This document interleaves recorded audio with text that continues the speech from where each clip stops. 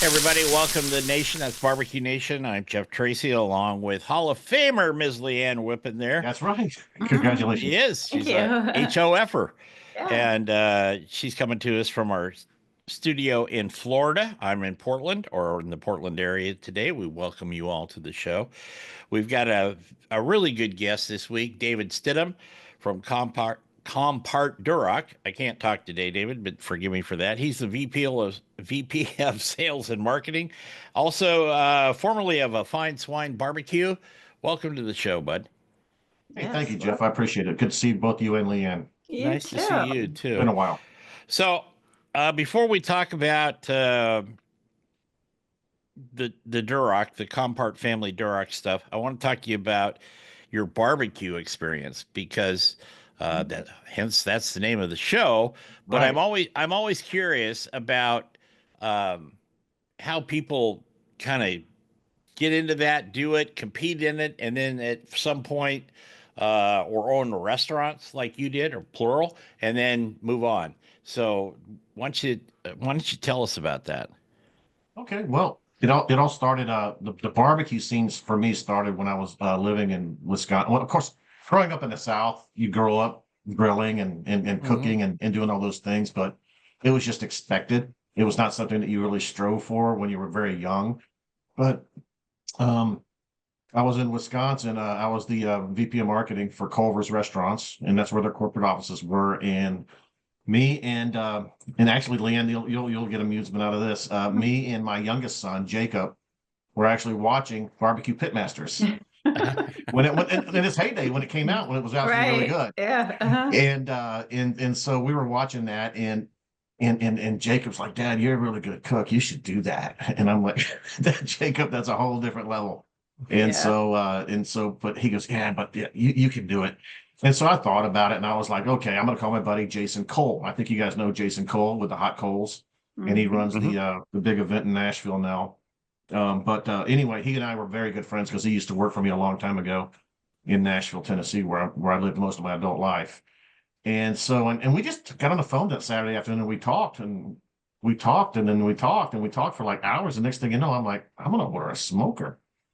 And so I ordered a smoker that night. I just did some research and I bought a really nice blazing pellet grill, and then Jason invited me to come down to Winchester, Tennessee, for a big high on the hog barbecue competition, one of the larger ones down in the that area of the country. And he says, "Hey, come down here. Me and my father-in-law we'll show you how we do everything." And so I went down there, saw all the teams, saw my first real barbecue experience, and stayed with them and prepped and cooked and did a lot of cleaning and all that kind of dish bitch stuff, Hmm. and got to see a couple of calls. It was a lot of fun, and I was like, man, this is amazing. And he showed me a lot of stuff, and so I went back to Wisconsin and I started cooking, and I started getting really into it. And then I did enter my first contest. It was called Pork You, and it was kind of like for teams that are just getting into it. It was only like $10 to enter. It was more of Hmm. a this is a participation type thing, but they had good teams there. I mean, they were like QOW and some of the other legendary teams Wow. were all Yeah. cooking it. Hmm. And so I was like, okay, well, I'm going to come and see what I can do and have some fun with this thing. And it was just the most insane thing ever when I got three calls and I finished third overall, and I was just blown away. And so the proverbial hook was set. And then I just started cooking more and more competitions, making my own sauces. That's another thing is I brought my own sauce to the thing. I wanted to have my own flavor profile right off the bat. I know a lot of you guys do that too. And so and it just kind of escalated. And then I actually got pretty decent at it. And I'm not it takes a while. It takes Oh a while to yeah. figure out what the Sure. judges really want. Hmm. And like I said, I went to that Westmont competition. I've not won anything yet. I've gotten calls, but I remember that one. I got the first place brisket call and I lost my mind. And Hmm. Leanne, you were right there. And Yeah. and I went up and then in Timothy's shop with his group, Tim's Full Belly Deli. We were both Wisconsin teams. I ended up getting Grant, reserve Grant. He ended up getting Grant, and we were both losing our minds. And so, Yeah. but that was a pretty special moment. And they say that once you hit your first like RGC or GC, then they start coming a little easier. And they kind of did. And so I developed my sauces for resale. I had 3 different barbecue sauces, my original, my competition, my sweet, and my Texas heat. And then I developed the bee sting honeys, and they became very popular. The habanero honey, the apple cinnamon habanero honey, and all those. And so I was starting to develop this kind of brand, and it was a lot of fun. But I still had this full-time responsible, corporate gig, Right. and so after several years and starting to win and getting top fives at the Jack and being at stage in the Royal and Memphis and May and all this kind of stuff, I decided I wanted to try to do this full time somehow and kind of lead my kids to show them that, hey, you can do more than just work for somebody else. You can work for yourself and lead a path. And so I at 50 years old, I said, I'm retiring from Culver's and I'm going to move down to be close to my family. My dad was ill in Southern Illinois, and he was close to Scott Air Force Base. My mom, my brother, my sister, cousins, nieces, they all lived down there. I've never lived close to my family as an adult. And so I found a perfect opportunity down there, a perfect building that had all the different things I wanted. And we did it. And so I retired from Culver's, went down there and opened up my first restaurant in New Baden, Illinois. And it was amazing. We built a smokehouse up front, so when people walk up the ramp to go into the place, the smoke is already in their face. They're seeing the wood piles, and we had so much fun inside the restaurant. I went to Texas to go to a lot of restaurants in Texas to see what they're doing, to see how much success they're having and what people love about it. And what I found in Texas, what they loved is they love to go to these places and they got the pits and the big cutting boards right in front of you. And you go through and they're actually literally slicing and chopping and doing everything right in front of you. And I wanted to do that, but I couldn't in the state of Illinois, and especially for the codes for the building I was in. And so I got this huge cutting board from an Amish guy in Pennsylvania. It was like, 4 people to carry it. And I put it in the kitchen on a stainless steel table. I put a camera over it. And it was big enough to where I could do brisket chopping and slicing on one side and rib slicing and glazing on the other side. And we called it Carve Cam. And when you walk into the restaurant, you look at their screens, you're seeing live, meats being cut. And they're saying, oh, I want that. I want that. And so that was how I brought that immersion into my restaurant. And we had a lot of fun in doing stuff like that. And then the mistakes started happening. Everything was going great. And then I'll just say it. Maybe I got greedy. My accountants were saying, "Hey, we need to open up another place." And opening up another place is exciting, but it's also pulling you away from your place. Right. And so, but I wanted to do in Mount Vernon. It was an old Papa John's pizza place, and it was abandoned. So we built a smokehouse out there. We were going to make it more of a to-go type of place, barbecue place. But since they left the pizza oven there, we said, well, maybe we could do barbecue and barbecue pizzas. And so we built that out, had a lot of fun, did really well, but it did splinter me. And I know, Leanne, you know all too well how important it is to be on site with your people, leading, watching, understanding everything. The cat's away, mice will play. Yep. Yes, I get it, exactly. So I was splintering, and it wasn't great for the business because I wasn't where I needed to be as much as I needed to be. And then, but we did well, and we were bringing in some decent results. And then I had an opportunity to do it again in my hometown in Carlisle, a golf club. And so that was number 3. That was year 4, I think. But it's not like I did all this in 1 year or 2 years, but it was like it took a few years. But in year 4, we went and did that, and that made it even worse because because I didn't have the big smokers like I did in New Baden. Like I had a good sized smoker in Mount Vernon because we built a smokehouse there, but the one in Carlisle, we just did a decent sized smoker. And so I was literally getting up in the big smokers, the really big ones in New Baden, were cooking for the other restaurant. Right. and them. And so I would have to go there. They'll load me up. I take it over the big meats, like briskets and the pork butts, and I do chicken and pork on site. And so it became it became a management issue, a time issue. And so if I could go back and do it again, I'd still have New Baden and just New Baden and be, blowing it up. But COVID hit, and that part of Illinois was particularly um, punished. Punished, that's probably not, but it was particularly managed by the state when COVID hit. They wanted to send a message, Pritzker did, and he did. And we were in small towns. And so we didn't have a drive-through.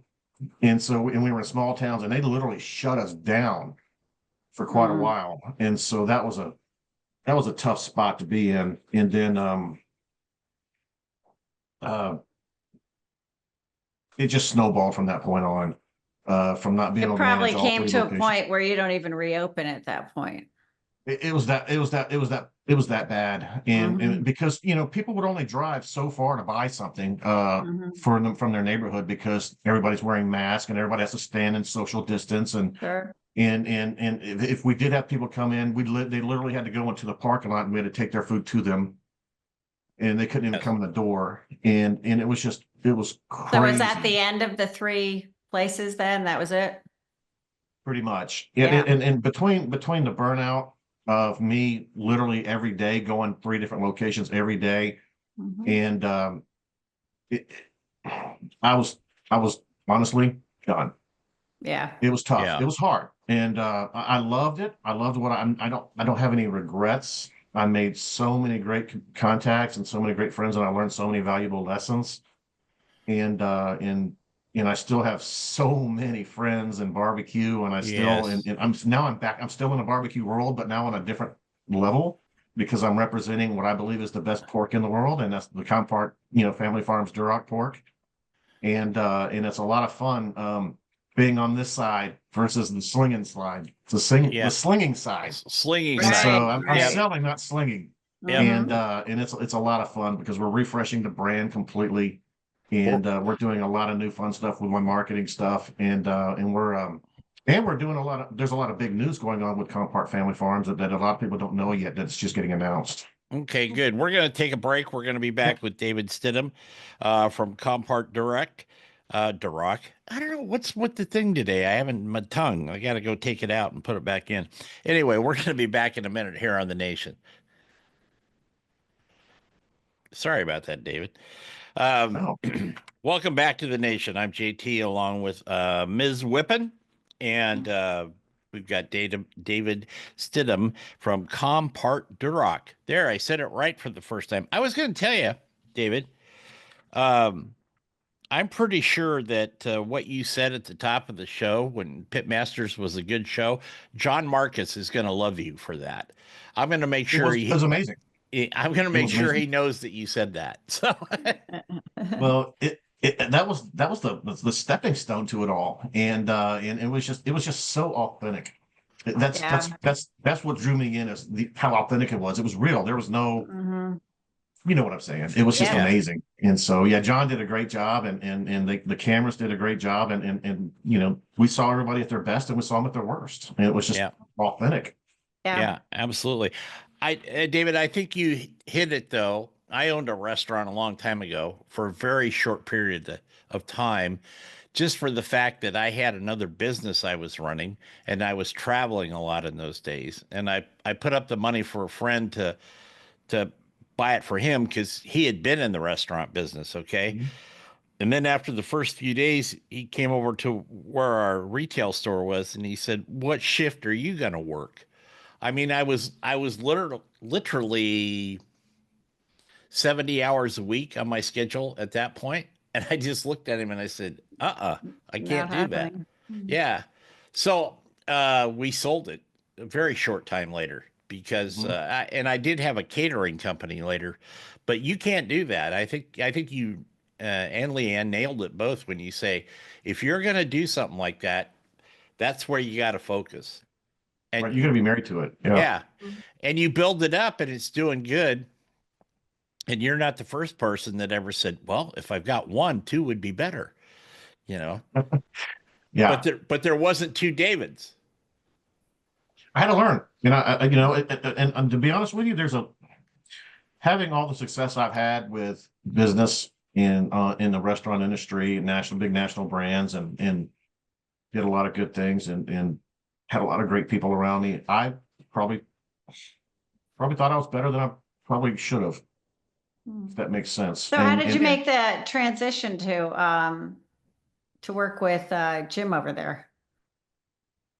Actually, yeah. So when I sold the businesses, I I got a contractor position with a large franchisee of Culver's, and they hired me to come and help them build marketing programs for all of their restaurants, and I did that for a while, but it just wasn't really where I wanted to be, and so I started going through this whole transition in life, in everything, and so then I had a friend of mine who is a recruiter, and he said, "Hey, I could find you something, I could find you a VP of marketing position, or I could find you this, or I could find you that.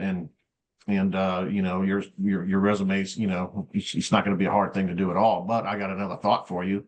And I said, "What's that?" He goes, "Why don't you actually become a recruiter like me, and I can show you the ropes, and you can work on your own schedule. You work from home, and you don't have to move and uproot your family. And because in the restaurant industry, you got to be at the restaurant, and there's only so many corporate jobs in the town you're currently living in." Right. And uh, so I looked into it, and next thing you know, I was like, "Yeah, let's just do that." And then I moved into healthcare recruiting exclusively, and I had quite a bit of success with it. And then out of the blue, Jim calls me, and because I've known Jim for a long time, because Jim sponsored me. I won a lot won a lot of trophies with Compart Duroc.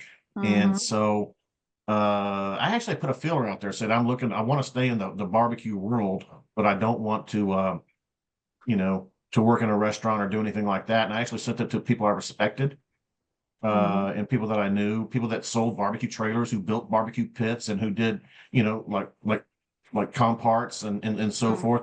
And he responded, and he said, "Hey, let's chat." And so we got on the phone, and we were on the phone for just a few hours talking about what they're doing at Compart, what's going on, the growth projectile, and the way it's currently set up from the East Coast all the way to the West Coast.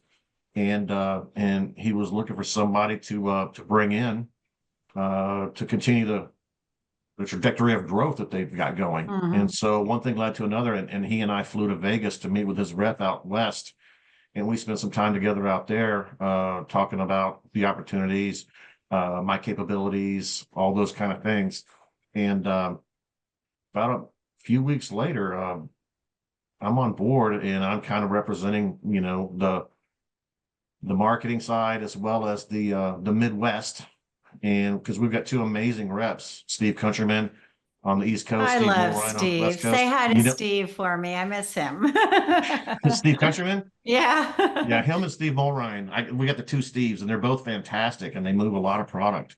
And I'm learning from them, because it's kind of new for me, but with my marketing skills that I bring, and I do have sales skills, the proof is in the pudding. I mean, you use their product and you won things. So, I mean, Yes. there's a story behind what you're doing. It isn't just like you're a salesperson. I mean, the proof is there. And so it Right. adds credibility to it, which is fantastic.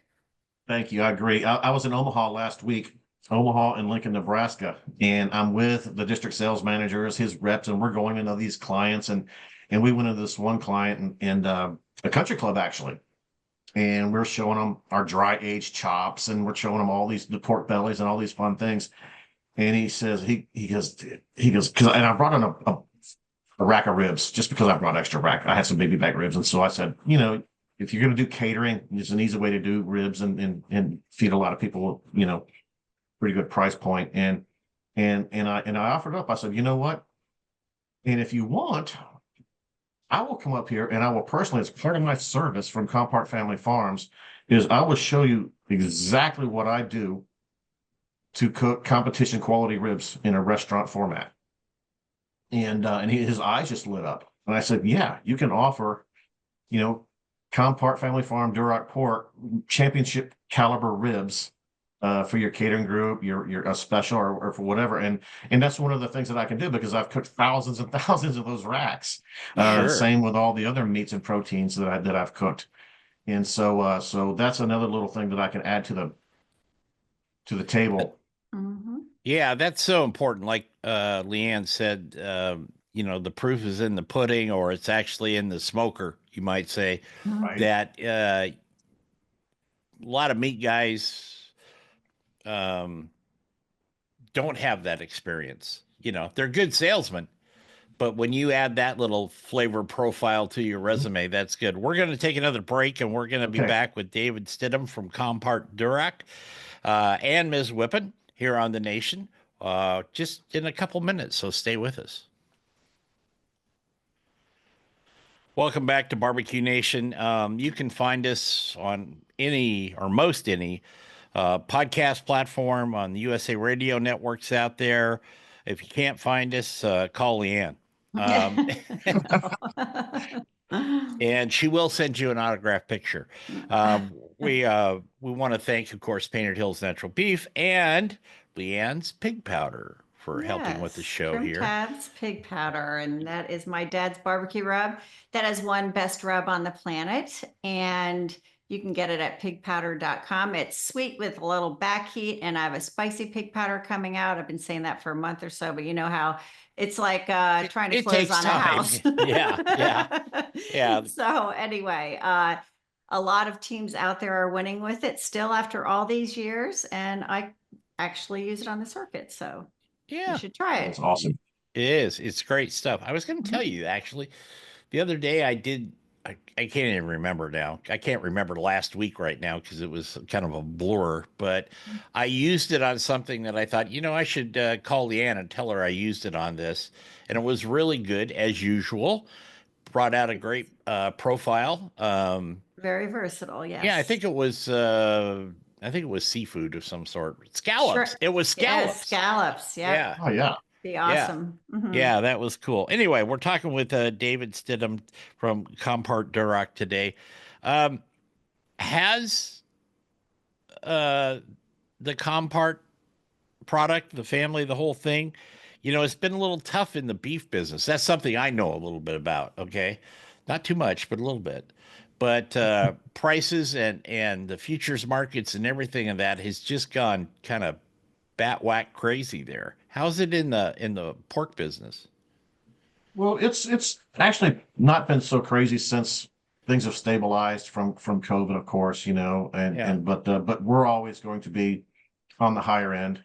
We're premium Right. pork, and a lot of people they know we're premium and they know we're Duroc, but they don't understand how we got there and what it really means. And that's the story I tell each and every day when I'm talking to sales reps and distributors and restaurateurs and chefs and so forth. And, I don't think a lot of people realize that the Compart family started out as a 4-H project in 1949.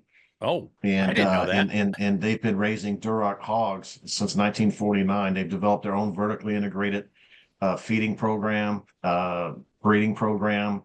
They literally register each swine into the registry in Illinois. But the cool part is like premium pork, just like steak and beef, it's all about marbling, right? Intermuscular Right. fat. That's where the flavor is. And what the Duroc family has been doing since 49, all these generations, is taking they've been actually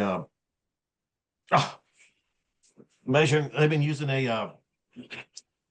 oh my gosh, where they measure the fat like a Yeah. we'll edit this part out It's Oh okay. yeah, that's and okay. fix all right. this. Yeah, they what is it when they do the baby, They They aren't measure the they baby? like aren't they like it's like the grading in beef, but they do it in pork. Right. And But what I'm but saying it is isn't like a USDA thing, Yeah. how about we start over right now? Because I know I got the word right now. Okay. What they've been doing to every hog since 1949 is using an actual ultrasound machine.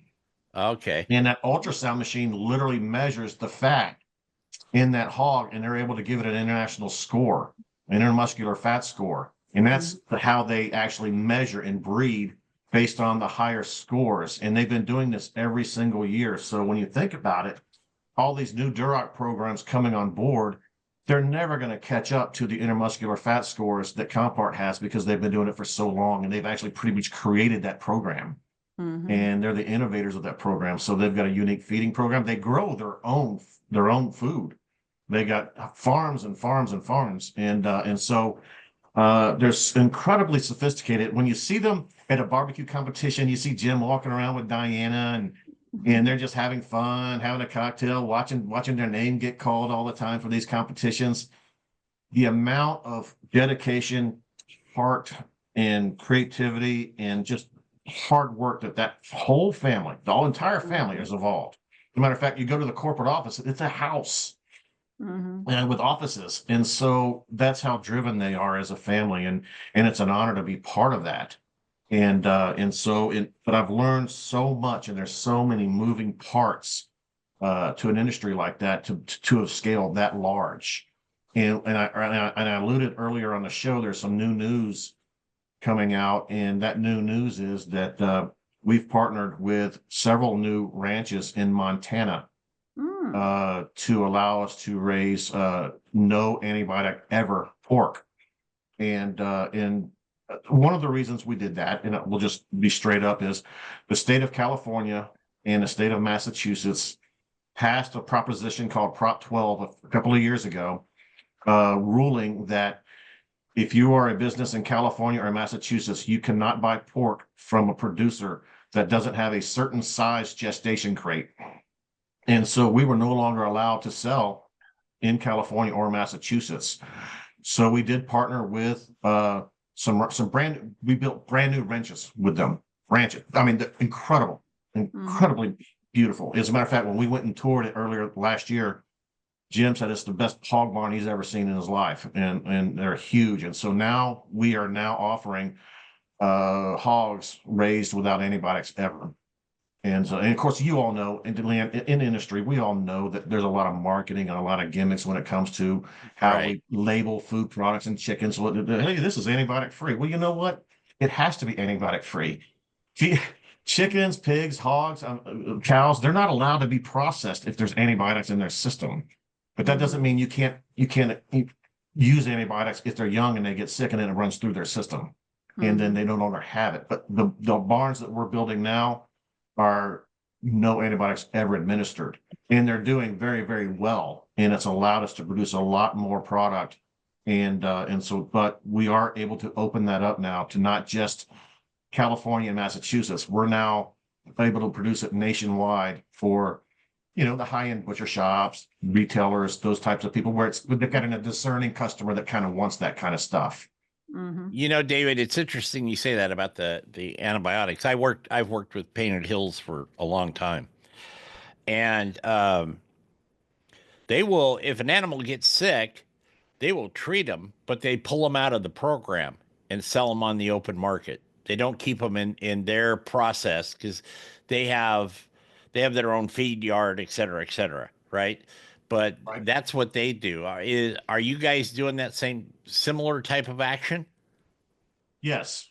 As a matter of fact, in the NAE ranches, if a pig does get sick, they're going to give it an antibiotic, and then they're going to transport it to a different facility. Right. Okay. And keep it separated from any other pigs in that facility. And so that facility can remain an NAE facility, and they'll instantly remove it and give it but they're not going to let the pig die. Right. Yeah. And so they're going to take it to another facility. But I will tell you this, our success rates for the first year and a half, first 6 months of producing are incredible. The yield is way higher than we ever dreamed or imagined. And I don't know if it's because the facilities are so high tech, so clean, and so well managed, but it's surprisingly powerful in the numbers that we're seeing right now. Oh, that's very cool though that you Do guys you are doing ship that. internationally, or is it just the US? We do internationally. This will blow your mind how many femur bones we sell to Japan and South Korea for broths and soups. Where I live in Oregon, um, we don't see a lot of Compart products all over the place. And with the advent of the ranches in Montana, are you going to be able to fill in some parts of the country that maybe you haven't had a big footprint in yet? That's what we're trying to do. We're trying Yeah. to do it with both our traditional pork and the new NAE pork. And so we're working hard. I know that right now Steve Mulryan is putting a lot of energy and effort into growing that business that he lost in California first. He had a lot of distributors and a lot of great accounts that weren't allowed to buy from us anymore. And that and, Yeah. and that hurt. And so he's putting a lot of energy on building that back up and of course growing, the entire country. We're in pretty much all the states, but it all depends on, at what level. And so a lot of distributors are just now getting wind of us and uh they're growing their businesses, but it takes time. There's three of Oh us yeah. now. There's three of Oh us yeah. reps, including Jim, four. Mhm. But we're anticipating a lot of growth here in the next few years. I wanted We're to, I gonna have wanted to. to I wanted to go back, David, to a second, just to kind of clarify for people that are listening what you've had to do with the hogs for California and Massachusetts. Isn't that kind of on the same level as free range chickens? Uh, Look, if people knew anything about growing large numbers of animals for human consumption, um, you can't have whatever we eat every day, 1.5 million chickens in this country roaming around. It just doesn't work that Right. way. Well, what a lot of people don't understand, especially when you think about it at scale, uh, the health of the animal, it's critical that the health of the animal is safe. Right. And there's a lot of antibodies and a lot of things floating around out there that create uh, sickness. And as a matter of fact, when I was with Culver's, we would do a lot of our commercials for our chicken or for our beef on ranches. And we would go down to Georgia because we used Springer Mountain Farm chicken. And we would go to Georgia and we would literally tour the facility and you have to take a shower and you have to put on a hazmat suit to go into that facility to keep them safe and Right. to keep certain temperatures. And and the same thing when you go to a Compart family farm hog farm. We're protecting those hogs by these amazing filtration systems and uh, temperature controlled facilities to make sure that they're able to have a very comfortable, stress-free Mhm. lifestyle. So yeah, free range. I think that's kind of I know. well, I yeah. know. A People have this misnomer. You know bit. what it is? It's obviously when you think about the size of the growers and you think about their where they're at and what their capabilities are. I just know that there's a lot of marketing keywords out there that some people really like and they really are magnetized to, but ultimately uh most responsible and ethical producers and growers are trying to keep their animals as safe as possible in strong good facilities where they can take care of them. Absolutely. We're going to take another break. We're going to be back with David Stidham from Compart Duroc. We're going to wrap up this show and then we're going to abuse David in the after hours. So please stay with us. I never told you about that part. Okay. It's Welcome back to the painless. nation. I'm JT along with Leanne Whippen and David Stidham today from Compart Duroc. I'm sorry, I just did a 4-day trade show talking to thousands of people, literally. And I was telling Leanne before we came on the air that yesterday I came home, we unpacked everything, put the studio back together and all that stuff. And today I can't talk, I can't walk, I can't do anything. Like a 6'1" mess here. Anyway, as far as the hogs and that, how many? I mean, how many hogs are you guys going through a day, a week, a month? That process, because it's a continual cycle. Yes, it is. And it's obviously varies on a lot of different factors and a lot of factors that I'm not even quite versed enough on. But I do know that adding these two new hog barns in Montana is probably adding us another 2,000 head per month or week or per month. It Yeah. depends on, what the need and the growing demand is. And there's a lot of, and so but we were doing right around 3,000 a week. And so we're probably in that 4 to 4,500 per week range right now, depending on what's needed and where, Yeah. where it's heading and so forth. And What, we're David? What's the yield on a hog? I mean, we raised them when I for us, was a it's all of kid. it. You what? For us, it's all of it. We Yeah. we we actually have so many SKUs. I mean, from snouts to femur bones to, I mean, we really try to utilize the entire animal. I heard that Mexico loves the snouts. Is that true? Is that where you ship most of them? I know that right now we're working on a deal with Mexico right now. I don't think we're doing it yet. We're getting close. But actually, you want snoots? You come to St. Louis, East St. Louis. Also, the infamous pituitary gland. I understand that that's probably by weight the most expensive part of a hog, because don't they buy it for medicinal reasons? Leanne, you got me on that one. I'm not there yet. So Leanne, speaking of that, this doesn't have anything to do with hogs, but I do this little thing called Foodie Thursday for a couple of radio stations around here that I'm associated with. I didn't know that that a big seller was gallstones from cattle. It's Hmm. like nuts. And it's like medicinal stuff in the East and all that. And I was like, Mhm. what? And it's, yeah. So there's always seems to be a use for some body part. I'll just put it that way. Mhm. Absolutely. And that's the incredible part about, being in this type of business is because, every part of that animal can be respectfully used Yeah. and not in vain. Out of all the parts of the carcass, are the ribs the number one seller, or is it the butts, or the loins? It, What it, is it it? it depends on region and so forth. I mean, obviously our loins are very popular. One of the things I am proud to talk about, and this is one of the things that does also separate us from many of our competitors, is the fact that we have such high intermuscular fat scores that we talked about earlier, Right. and higher pH and higher marbling scores. It allows us to dry age our loins, and so we can offer a 21-day age uh, ribeye chop from 12, 14 to 18 ounces. We can do a 21-day age porterhouse chop. We can do 11 bone rib chop, a rib roast, where the restaurants can slice their own chops and French them out. Now, all with a 21-day dry age on them. And we have a lot of celebrity chefs, which you all know on TV. I don't know if I can mention them on this show, but you all know Sure. them.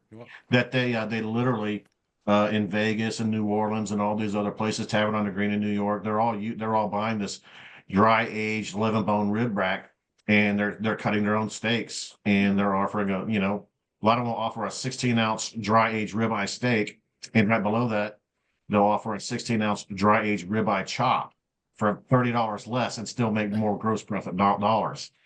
And so, it's all menu management at this point, and that's what Steve and I are out there showing what we can do. And so, but there's nobody else that can really offer that, and that gives us an acute advantage over a lot of our competitors, because once people see and taste the texture of our dry aged chops and how thick they are and how center of the plate beautiful they are, they want them, and it's a pretty cool product. So can I tell you my pickled pig feet story real quick? Sure. When I was a kid, we went to I lived in outside of a little town, here in Oregon, and we went up for some social deal, and it was the first time I'd ever been through a buffet, right? And I'm 6.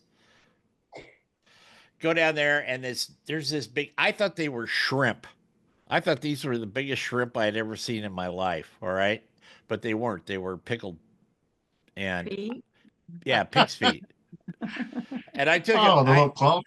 yeah, and I took a couple, 3 of them, and I took a big bite of one. That didn't work out well. I'll just put it that way. So, Yeah. but that was my first experience with, other than loins and ribs and hams or whatever. So, Yeah, we sell a lot of hams as well. We sell, I mean, it Oh all my depends God, on the region. hams are incredible. We did They those for are. Easter at a restaurant and they are unbelievable. Seriously, the best ham I've ever had. Yep. I We sell served, a ton of them. yeah, so I served compart exclusively at the Deviled Pig in Florida and we put the name on the menu and we Nice. thought the Thank you. story and everything. Um, because you need to let the customers know that they're getting the finest pork there is, Absolutely.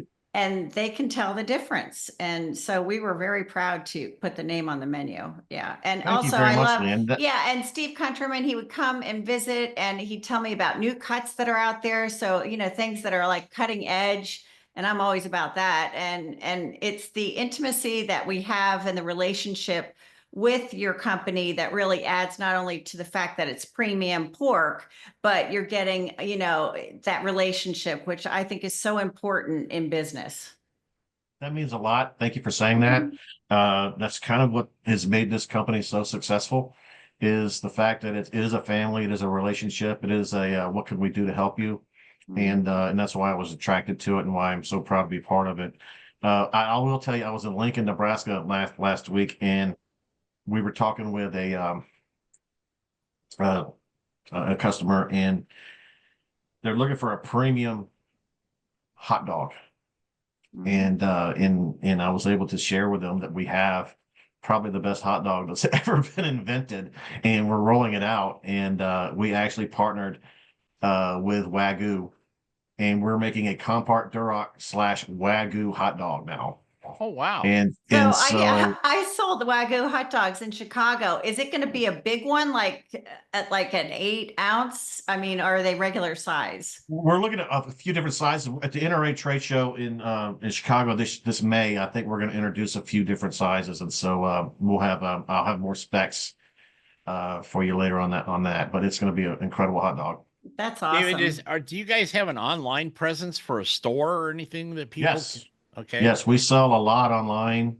Obviously, it's a small comparison to what we do with distributors and so forth. But yeah, just go to compartduroc.com, and you can shop. You can see where to buy our products on a local level. You can learn the Compart difference. You can we're putting together a chef spotlight. We hired a new executive chef who's creating all kinds of culinary ideas for sharing with distributors and sales reps and executive chefs on how to prepare our pork properly. And there's just a lot of stuff going on that we're really excited about. cool. David Stidham from Compart Duroc. Thank you, buddy. David's going to stick around for after hours, and so don't go away for that if you're listening online. But David, thank you.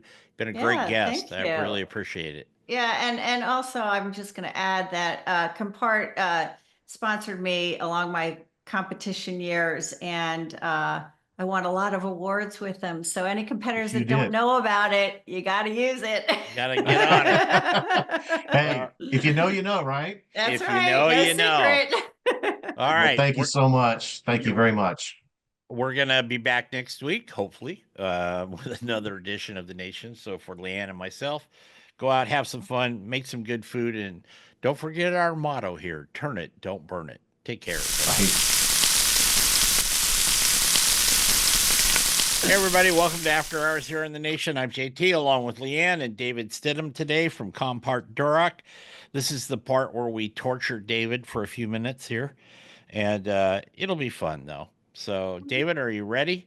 I can't even find my script today. That's how screwed up my last week has been. But I I guess know because this is all uncharted territory for me. I had no idea there was a grilling going to happen here. Yeah, It's so not bad. it's not bad. But I think I wrote most of those, so I think I can remember most of You them can. anyway. So let's start with the first one, the easy one. If you could cook for and then dine with a historical figure, who would it be and what would be on the menu? Oh wow. Oh, you guys aren't playing around, are you? The person Um, can be alive or not, so that might broaden your selection. Yeah, with AI, we can do anything anymore. So, Mhm. well, that's true. That's true. I immediately went to historical Mhm. and so gosh, you know what? I'm a big football fan There you and go. and so I would love to tailgate and cook barbecue for the 72 Super Bowl champion Dolphins, Miami Dolphins, there you go. Ah, There you go. with Bob Greasy and Don Shula and all those Oh, guys. yeah. I mean, my that was my first love of football when my dad we lived in South Florida, and so I've been a Dolphin fan ever since. And so to be able to do something with a team it's never been replicated, undefeated season, and that would be a lot of fun. I think you'd have to cook a lot for those boys. what would you I make know. them? That's What would you make them?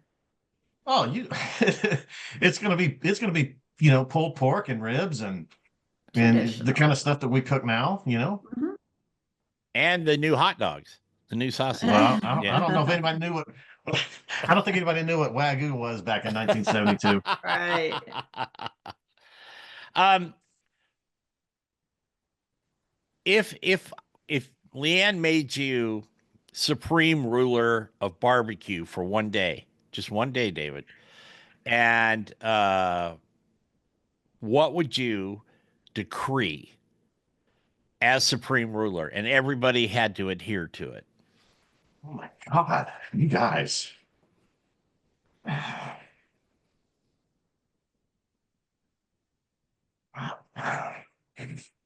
You must use compart du rock. Yeah. I mean, that's obviously if you want the best, cook the Mhm. best. But that's a scapegoat. Well, Gosh, I'm when trying. you I guess when you were competing, there's always something along the competition trail that kind of bugs you in the rules. Like, gosh, why can't I use this as garnish, or why can't I use or why do I have to build a parsley box? Yeah. right, right. So if it's something Actually, that's kind of a gripe, that works too. if it was a competition barbecue thing, because I did a lot, and I think you did a little bit of this yourself, Hmm. Leanne. I did a lot of solo cooks. Hmm. And the last thing I wanted to do was be up all night creating a perfect parsley box. And then I look at what other sanctions are doing with this, putting in aluminum foil or putting in a disc, and Hmm. like the steak guys are doing. Yeah. Right. Uh, I would have loved to have been able to just put in a beautiful box of meat without having it under a bed of greens. Right. And so, thanks for With the garnish free for a day. yeah, I mean, and as a matter of fact, there's one competition where I did it. I put a little bit just for traction, but you couldn't really see it. And I built my pork box just so big, and it was almost like a Memphis and May box. Mm, And I actually won pork that day. there you go. And everybody's looking at my box saying, "Oh my God, you didn't do the garnish." I said, "Actually, there's a tiny little bit down there, but you can't really see it." Mhm. But that surprised me because I did it that way. And I just had too much good meat. I was putting it all in there. I was going to fill Yeah. that box It up. was a good day. Yeah, it was. But Do you but do that you that was think my I'm biggest sorry, pet David. Do peeve you think it in that was everybody had to follow the same suit that everybody yeah, else had to do. yeah. Mhm. But do you think this is always a thing that talking about the garnish and stuff. Personally, now I didn't hit the competition trail like you guys did, okay? I did other things. But I've never seen the real significance except keeping the parsley people in business that that the parsley adds. I mean, yeah, it's an offset in color and all that, but I'm kind of with you, David. I would rather just see a box full of beautiful meat, nice, sliced or whatever it is, and there it is. I think, Right. you know, And don't get me wrong, Jeff, the parsley does add, it adds value. And that's why you see it in butcher shops and stuff like that. But when you're by yourself, or when your time and your energy is focused on putting the best product out there as possible, why are you spending an hour, 2 hours of that precious time creating that kind of box? And it was just one little thing for me. And then you have to put the wet paper towels on it. You have to put it in a cool place, and there are all the different things you have to do to make sure that when you put and here's the fact that, but you have to lay the paper towels on the corners and the edges when you put your meat in, and then you have to wipe them off. And it's a big deal. And I'm just like, man, the amount of, but you know what? Some people say, hey, that's part of it. And so, and I got it, but I loved when I was able to do competitions, outside of KCBS, where we could not have to worry about that and just be judged on the flavor and the tenderness and the taste of the meat we produce, that we spend all our true energy on. well, I'll tell you when it came into mind about, we'll get off the parsley in a minute, folks, but when we were at the Jack, what, 2 years ago, Leanne? Something like that. You were judging and I was just annoying people. But I went by one of the teams from Texas, and they had a beautiful big rig, and a couple rigs actually, and great equipment there. There's 4 guys sitting at a table with 2 huge boxes of parsley, Crazy. literally taking them out and saying, "Well, this is a good one." That's Tweezers. yeah, like that. And I'm like, nah. Yeah, I literally would go to the back of I would go to the produce aisle and say, hey, look, can I go back and look at your parsley? And I would literally buy 4 bags of parsley, because I want it to be the fluffy parsley, not the leafy parsley. And then you got to separate it. And it was like, oh God, I think we've already beat parsley to death here. So yeah, that's fine. That's fine. So, did you ever have to cook in your underwear in the snow or rain at a competition? Or even at home, for I've that had it matter. on, but not just that on. That's good. That's good. That's good. What's the worst place you ever had to cook?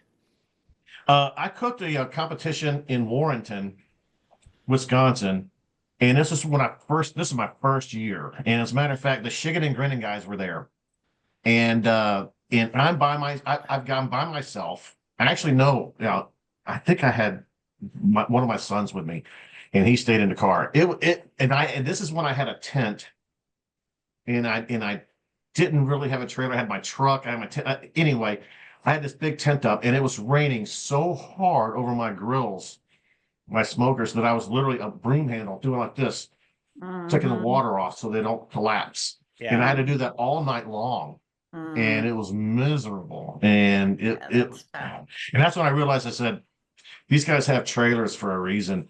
And I got to step my game up, because it was rough. I mean, it was real rough. And the Chicken and Grinning guys, they're hilarious, because they came over and they're talking to me, and this is only like my 3rd competition ever. And of course, everyone's got a drink in their hand, and it's like midnight. And so we just had a good time and talked and all that. And they did really well. And I don't think I got a call that day. That was a mess. Yeah. So, David, what's the best and worst, 2 different ones, concert you ever saw? Oh, wow. Best. My best concert I ever saw was Queen, when they had Freddie Mercury. Right. And it was incredible. And that's a close to, and you're gonna laugh when I say this one, but my dad, when I was young, I was like 11, and he took my brother, who was 12, and I was 11, and we were in Memphis, and he took us to go see Kiss. I when they were in love their heyday. Kiss. Yeah, And they Kiss still was put on amazing, and I had the posters everywhere. But here's the cool part about that concert. It was the year that AC/DC came to the United States, and AC/DC warmed up for Kiss. Oh my God, and it was I'm like so their 3rd show jealous. in the United States. And they rocked it. And so I saw AC/DC and Kiss. And then I also, a few years later, I saw Billy Squier and Queen. And those were my best 2. Worst? I would say it was a Molly Hatchet Blackfoot show. Oh, It was terrible. I mean, I like both those guys, but for some reason there was all kinds of problems going on, and it was like the sound issues. and probably I don't remember a lot of it because I was hammered, but if I had to pick a worst, that would be it. Yeah. Yeah. A few of those I vaguely remember. Right. Dave Mason and the Doobie Brothers and somebody else in Santa Barbara one time. And after like the third song, I don't remember much. There's some different reasons for that, right? There's different reasons for that. Yeah. Like, oh my goodness. Ford, Chevy, or Dodge?